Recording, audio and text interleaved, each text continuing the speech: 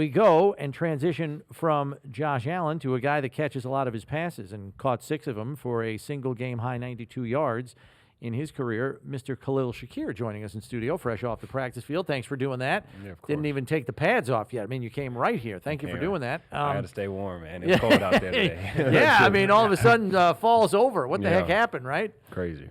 Okay, so why don't you tell me, because, we've heard a little bit from Gabe Davis coming out of last week's game. I know you addressed the media after the game last week on Thursday night, but how does the offense feel about itself after that performance last week, which certainly got off to a much better start than the previous 3 games? Yeah, really good. I mean, obviously we got to keep going throughout the entire game as well, keeping that the up-tempo pace that we're going. We all love doing that.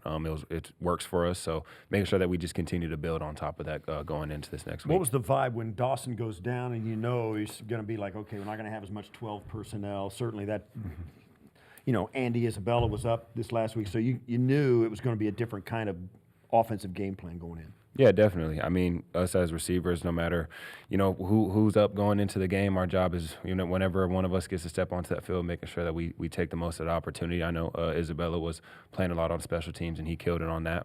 But the rest of us, whenever we were on the field, making sure that, we continue to work at the pace that we had been planning to do throughout the whole entire week, as well as, just doing our jobs. There were a couple of plays in that game last week where it seemed like you guys had them crossed up. Like the one where Josh found you late, that looked like a blown coverage from them. What do you think you guys may have done to cross them up a little and get them off their game, so to speak?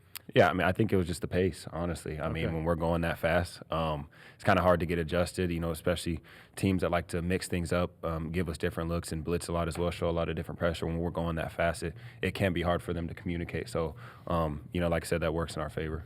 What about what's the early returns on the game plan against Cincinnati? Obviously, they're playing at a high level. They got Joe Burrow's now healthy. They've won 3 out of their last 4. I mean, this is a big game going back into Cincinnati on a Sunday night. Yeah, I mean, Coach always says, this is the most important game because it's the next one. So, as our eyes are fully on Cincy, making sure that we, deep dive into them and what they do, what makes them so special on defense as well, and making sure that, we can create a game plan that gives us the best chance to go out there and do our thing. Coach McDermott said today when he addressed the media that, it's human nature going back into that stadium to not think of what happened with Damar, but at the same time, there's a game to focus on and an opponent to be ready to play against. How do you as a player kind of compartmentalize that stuff? You don't dismiss it because, as Coach said, everybody learned from it, learned a lot about life from it coming out of that. And, everybody's grateful that Damar is great and he's okay now.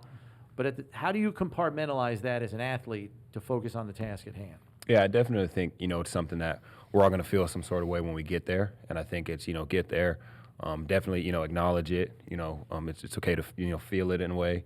But like you said, we do have a game to play. Making sure that we get our mind back to focusing all on the game and making sure that we go out there and do our thing.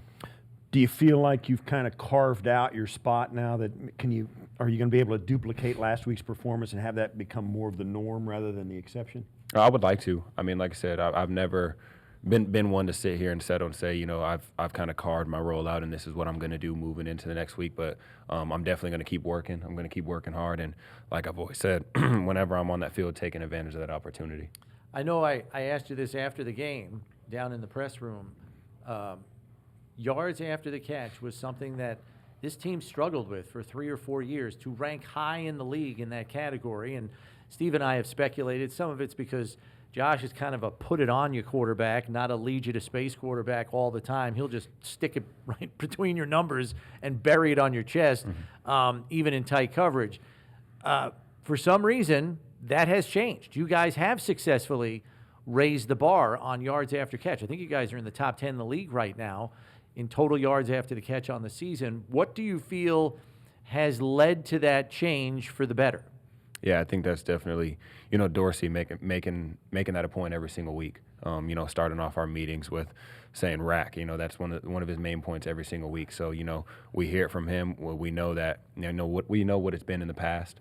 So definitely making sure that when we get out there, even in practice, when the tempo's not full speed or whatever, when you catch the ball, get upfield. It's just those practicing those habits, those little habits every single day lead into the game.